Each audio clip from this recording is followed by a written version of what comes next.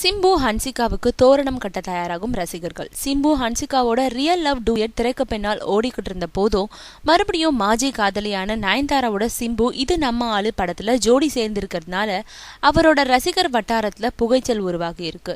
இதனால அஜித் சாலினிய மாதிரி சிம்பு ஹன்சிகா ஜோடிய கொண்டாடி வந்தவங்க ட்ராக் மாறிடுமோன்னு சில காலம் தடுமாறி நின்னாங்க.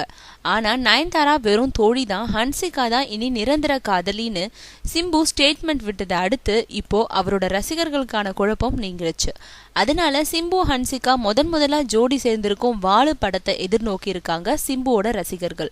அந்த படம் வெளியாகும் போது இதுவரை சிம்பு படத்துக்கு இல்லாத அளவுக்கு பெரும் பப்ளிசிட்டிகளை முடுக்கிவிட திட்டமிட்டிருக்காங்க.